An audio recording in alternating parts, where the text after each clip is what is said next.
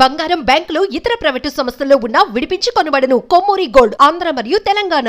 నమస్తే, welcome to our channel. నేను పద్మిని. ప్రస్తుతంతో పాటు ప్రముఖ ఆధ్యాత్మికవేత్త, ఆస్ట్రోన్యూమరాలజిస్ట్, ఎనర్జీ వాస్తు స్పెషలిస్ట్, శ్రీవిద్యోపాసకురాలు శ్రీమతి జయప్రద గారు మనతో పాటు ఉన్నారు. మాట్లాడదాం. నమస్కారం అండి. నమస్తే అమ్మా. శ్రీమాత్రే నమః. ముందుగా మీకు క్షీరాబ్ది ద్వాదశి శుభాకాంక్షలు అండి. థ్యాంక్ యూ అమ్మా. Same to you. అందరికీ కూడా చక్కగా ఆ విష్ణు ఒక అనుగ్రహం కావాలని కోరుకుందాం. Thank you. అసలు ఏకాదశి గురించే ప్రత్యేకంగా మాట్లాడుకుంటాం. నెలలో 2 మార్లు ఈ ఏకాదశుల గురించి మాట్లాడుకుంటాం.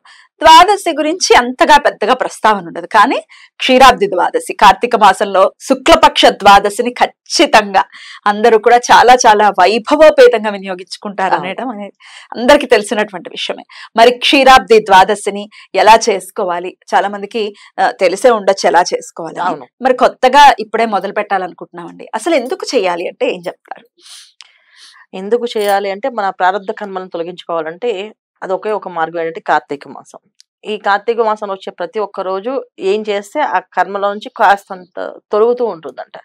సో అందుకని మనకు కార్తీక మాసంలో ఇంత విశేషంగా ఈ దీపం, దానం, తర్వాత స్నానం ప్రతిదీ ఇచ్చారు. ఎందుకు ఇచ్చారంటే ఏం చేసినా పుణ్యమే. ఆ పుణ్యం కింద వస్తుంటే ప్రారంభ కర్మలు ఏవైతే చేసుకున్నావు అన్ని పోతాయి అని అర్థం. సో ద్వాదశి జనరల్ గా అందరూ ఎందుకు మాట్లాడుకోరు అంటే, ద్వాదశి చాలా విశేషం ఫలితం అన్న. ద్వాదశి రోజు చక్కగా విష్ణు సహస్రనామం 5 సార్లు పారాయణ చేయించి 11 మంది బ్రాహ్మణులకి భోజనం పెడితే సంవత్సరం పాటు గ్రహశాంతి జరుగుతుందంట ఒక గ్రహానికి. ఇంకేమీ చేయాల్సిన అవసరం లేదు యాక్చువల్ గా అయితే కదా. అలాగా 11 ద్వాదశులు ఈ విధంగా చేస్తే నవగ్రహాల్లో ఉండే ఏవైతే ఇబ్బందులు ఉన్నాయో వీళ్ళకి, ఏలినాటి శని ప్రభావం కావచ్చు, చంద్రుడు యొక్క ప్రభావం కావచ్చు, గురువు యొక్క ప్రభావం కావచ్చు, శని భగవానుడు, తర్వాత రాహుకేతులు, ఏ ప్రభావం ఉన్నా సరే ఈ ద్వాదశి పారాయణ చేయడం వల్ల అసలు వాళ్ళ జోలికి వెళ్ళడానికి భయపడతాయండి నవగ్రహాలు. ద్వాదశి తిథికి అంత విశిష్టత ఉంది. సో దాన్ని ఏ విధంగా చేసుకుంటే క్షీరాబ్ది ద్వాదశి ప్రారంభం చేస్తారు. చాలా మంది అంటే క్షీరాబ్ది ద్వాదశి నుంచి ప్రారంభమే మళ్ళీ క్షీరాబ్ది ద్వాదశి వరకు చేస్తారు. అంతే కదా. సో మనకి మాసాల్లో మొదలు పెడితే దామోదర మాసం అని అంటారు ఈ మాసాన్ని. సో ఈ స్పెషల్ గా ఈ రోజు కొలిస్తే చాలా విశేషమైన ఫలితాలు వస్తాయి. అసలు విష్ణుమూర్తి దగ్గరికి ఎవరైనా వెళ్ళగలమా? ఆయన అనుగ్రహం ఉంటేనే ఆయన కనిపిస్తారు మనకి. కళ్ళ ముందు ఉన్నా కనిపించాడు ఆయన మనకి, అంత మాయ చేయగలుగుతారు ఆయన. సో అలాంటి ఆ మాయ కూడా రాకుండా ఆ పరమేశ్వరుడు ఎప్పుడు మన ఎల్లవెళ్ళ కాపాడే స్థితి ఎప్పుడైతే వస్తుందంటే అది ద్వాదశి పారాయణ చేస్తేనే వస్తుందంట. అందుకని మన పెద్దవాళ్ళు ఏకాదశి చేయండి, ద్వాదశి చేయండి. ద్వాదశి ఖచ్చితంగా చాలా మంది ఇప్పటికీ కూడా విష్ణు సహస్రనామ పారాయణ చేపిస్తారు. ద్వాదశి రోజున విష్ణు సహస్రనామ పారాయణ చేసి 5 సార్లు విష్ణు సహస్రనామ పారాయణ చేసి ఒక్కసారి లక్ష్మీ సహస్రనామ పారాయణ చేసి సద్బ్రాహ్మణులు పిలిచి, వేద పండితులు పిలిచి భోజనం పెడతారన్న. ఏ ఇంట్లో అయినా పిల్లలు సరిగ్గా లేరు, ఆ మాట వినట్లేదు, మొండిగా తయారవుతున్నారు, చెప్పిన మాట వినట్లేదు, వాళ్ళు ఇష్టం వచ్చినట్టు తిరుగుతున్నారు అనే ప్రతి ఒక్క ఇంట్లో ఏదైతే అనుకుంటున్నారో వాళ్ళు ఖచ్చితంగా ఈ ద్వాదశి పారాయణ చేపిస్తే అసలు వాళ్ళ పిల్లలు దారిలో పడిపోతారు. అసలు ఏకాదశి అంటే విష్ణుమూర్తి అని చెప్తారు, ద్వాదశి అంటే లక్ష్మీదేవి అని చెప్తారు. సో చాలా చాలా అద్భుతంగా ఈ 2 రోజులను కూడా వినియోగించుకోవచ్చు. అయితే ఈ క్షీరాబ్ది ద్వాదశికి తులసి కళ్యాణం అనేది అందరికీ తెలిసిన విషయం. ఎందుకు చేసుకుంటారండి తులసి కళ్యాణం? లక్ష్మీ అమ్మవారి ఆ రూపమే తులసిలో నిక్షిప్తమై ఉంటుంది అనేసి. అంటే ఈ మనకి పూర్వం ఏంటంటే తులసి మాత ఒక రాక్షసుడు భార్య అని, ఆయన వధించాలి అంటే ఆవిడ ప్రాతివ్రత్యం మీద ఉంది ఆయన వధించడం అని చెప్పేసి అనేది ఒక కథ ఉంది మనకి, పురాణ కథ.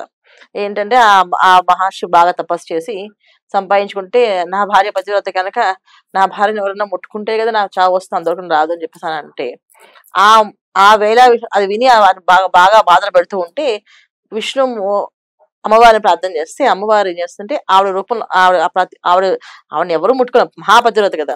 సో విష్ణువైనా ఎవరైనా ముట్టుకోవాలంటే కష్టమే. అప్పుడు లక్ష్మీ అమ్మవారి రూపం వెళ్ళి ఆ కళ, లక్ష్మీ కళ ఏదైతే ఉందో ఆ కళ వెళ్ళి ఆవిడ ఆకర్షిస్తుందంట. ఎప్పుడైతే ఆవిడ అలా ఆకర్షిస్తుందో అప్పుడు విష్ణు ఆవిని పట్టుకుంటారు, కౌగిలించుకున్నారు అని చెప్తారు. అలా కౌగిలించుకోవడం వల్ల ఆ ప్రతిరోజు పోయింది వాళ్ళకి, అతనికి మరణగండం వచ్చింది.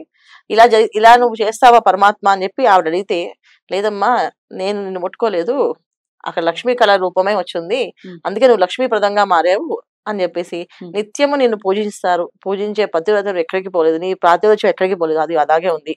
ఇది ఒక ఏమంటారంటే మనకి ప్రతి కథల్లో కూడా కొంచెం ఒక ఏదో ఒక దాగుడు నిగూఢ రహస్యం ఉంటుంది. నిగూఢ రహస్యం ఉంటుంది. సో అంటే లోక కళ్యాణార్థం కోసమే జరిగింది. అంతేగాని ఇవాళ అలా పట్టుకుంటే జరగదు అని చేయొచ్చా అని చెప్పేసానంటే ప్రశ్నలకు మనం చెప్పలేము. ఎందుకంటే ఇవన్నీ పురాణ కథలు, కార్తీక పురాణ కథలు కూడా చాలా కథలు ఉన్నాయి. ఆ కథల్లో కూడా ఇదే ఒక కథలు ఉన్నాయి, వింత కథలు. ఆ కథలు కూడా ఇలా మోక్షం వచ్చింది అంటే అలాంటి పాపాత్మలు కూడా మోక్షం వచ్చింది కార్తీక మాసంలో పూజ చేస్తే అని చెప్పానని. అలాగా ఈవిడ అలా కౌలించుకోవడానికి ఆ మహాపతివ్రతగా ఆవిడ తులసిగా పవిత్రమైనగా మారిందని, అందుకే ఆ తులసి దళం లేకుండా ఏ కార్యక్రమం విష్ణు కార్యక్రమంలో జరగవని వరం ఇచ్చేసారు. ఏదైనా కావాలంటే ముందు తులసి మాల వేస్తేనే ఆయన ప్రసన్నం అవుతారు. సో ఆ తులసి మాల వెళ్ళి తులసి దళం వేయాలి నైవేద్యంలో. మహానైవేద్యం పెడితే ఒక తులసి దళం వేయకుండా ఆ మహానైవేద్యం కింద కాదు, రాదా కంపల్సరిగా కాదు. తులసి దళం ప్రతిరోజు కూడా పెట్టచ్చు మనం. ఇలాగా ఒకవేళ పులగం పెడుతున్నాం స్వామివారికి నైవేద్యం, ఒక తులసి దళం వేయాలా, వేస్తేనే అది ఆ నైవేద్యానికి ఒక పవిత్రత వస్తుంది. అయితే తులసి కోటలో మనం పెంచుకునేటటువంటి తులసిని తుంచకూడదు. ఆడవాళ్ళు తుంచకూడదు, తులసి కోటలో తుంచకూడదు. మగవాళ్ళు వేరే ఒక కుండీలో వేసుకుని తులసి రోజు 2 తులసి దళాలు తీసుకుని తీర్థం స్వామివారికి కలసంలో కాస్త తర్వాత మహానైవేద్యం పెట్టడం అన్నంలోని అంతే. శివుడికి మామూలు జనరల్ తులసి వాడని చెప్పి చాలా మంది అభిషేకాల్లో ఆ తులసి వాడడం కదా, తులసి ఎలా పెడతారు నైవేద్యానికి వాడడానికి తేడా ఉంది. నైవేద్యాలు కంపల్సరీ తులసి వేస్తేనే పవిత్రత వస్తుంది, తులసి లేకుండా ఏ పని చేయకూడదు అంట. అలాగే వరం ఇచ్చింది ఆ రోజు. ఇలా అది జరిగింది క్షీరాబ్ది దాన్నే ద్వాదశి కింద లెక్క వేసుకుని కార్తీక మాసం జరిగింది కనుక దీనికి క్షీరాబ్ది ద్వాదశి కింద ఉంది. ఈ కథ పూర్తిగా చక్కగా చదువుకుంటూ వినియోగించుకొని ఆ మనసులో స్మరణ చేసుకుంటూ చేసుకోవచ్చు. చాలా మంది అంటే నేను ఈ కథలు చెప్పడంలో ఒకసారి కార్తీక పురాణం చిన్నప్పుడు చక్కగా వినేవాళ్ళు, చదువుతుండే చక్కగా మాకు అప్పుడు ఏం సందేహాలు రాలేదు. ఇవాళ మా అమ్మాయిలు చదువుతుండే ఒక అమ్మాయి అదే కార్తీక పురాణంలో ఒక కథ, ఒక కర్కసి అనే ఒక కథ ఉంది కదా. ఆ అమ్మాయి ఇలాగా చాలా దుష్టులతో సావాసాలు చేసి తన శరీరం అంతా వాళ్ళకి అర్పణ చేసి ఈమె లాస్ట్ కి చనిపోయి అది కుక్క జన్మెత్తి మళ్ళీ కుక్కలుగా కుక్కగా పుట్టి తర్వాత ఆమె మోక్షాన్ని పొందింది అని చెప్పేసి. అంటే మొత్తానికి ఫైనల్ గా దేవుడి దగ్గరికి వెళ్ళేది కదా, అయితే బెస్టే కదా. అంటే ఏ తప్పు చేసినా దేవుడి దగ్గరికి వెళ్ళొచ్చు, మళ్ళీ దీపం పెడితే అని చెప్పి డౌట్ వచ్చింది. సింపుల్ గా చేస్తుంది కాదు మరి అనుభవించిన నరకం అవన్నీ వాళ్ళకి పిల్లలకి అర్థం కావట్లేదు ఆ కథల్లో. అందుకని పెద్దవాళ్ళు రాసిన ఏవైతే నిగూఢ రహస్యాలు ఉన్నాయో కథలు పురాణాలు ఎన్ని బాధలు పడతాం అంటే మేము బతికుండగా చూడం కదా. మా పిల్లలే అడుగుతారు ఈ విషయం, బతికుండగా తెలియదు కదా, చనిపోయిన ఏమవుతుందంటే తెలుస్తుందన్న, ఇప్పుడు ఎలా తెలుస్తుందో అప్పుడు అలా అనిపిస్తాం. సో అందుకని పెద్దవాళ్ళు ఏమి ఇచ్చినా అంటే అలాంటి పనులు దూరంగా ఉండండి, చెయ్యొద్దు, చేస్తే ఇలాంటి శిక్షలు అనుభవించాలి, ఇంత బాధపడాలి, ఇంత బాధపడ్డాక అప్పుడు లాస్ట్కి వచ్చింది మోక్షలోకం అని చెప్పి చెప్తే మేమందరూ భయపడి అవునా అని చెప్పినప్పుడు అంత శ్రద్ధగా విని జాగ్రత్తగా చేసేవాళ్ళు. రకరకాల ఈ డౌట్లు వచ్చేవే కాదు, జనరేషన్ వాళ్ళు అలాగని ఈ కథ చక్కగా వినండి, చక్కగా రాసుకొని చక్కగా వినడము, పిల్లలకి వివరంగా చెప్పడము, దాన్ని పాజిటివ్ ఎనర్జీస్ గా చెప్పడం, నెగిటివ్ ఎనర్జీస్ కాకుండా పాజిటివ్ గా చెప్పడం. ఇది పిల్లలు చెప్పి చక్కగా పిల్లలతో దీపారాధన చేయించడం. ఇంట్లో చక్కగా సాయంకాలం సంధ్యా సమయంలో ఈ దీపాలు వెలిగించి ఈ కథ చదువుకుంటారు. ఉసిరి దీపాలు వెలిగిస్తాం. ఉసిరి దీపం ఎలా పెట్టాలండి? ఇప్పుడు ఉసిరికాయకి అది కొంచెం ఏమైనా హోల్ లాగా చేసి పెట్టాలా? ఎలా పెట్టాలండి? మామూలుగా ఉసిరిని కొంచెం హోల్ చేసి పెట్టాలి, నెయ్యి వేయాలి, దాని లోపల నెయ్యి వేయాలి, కాస్త ఒత్తు కాలాలి, ఉసిరి లోపలికి వస్తే కాలాలి, అలా కాలేటట్టుగా వెలిగించాలి. పైన పెట్టకూడదు, పెద్దగా తీసుకొని దాన్ని ప్రమిద తయారు చేసుకుని దాంట్లో పెట్టాలి. ఉసిరిలో దీపం పెట్టడం వల్ల ఏంటంటే మనలో ఉన్న ఏవైతే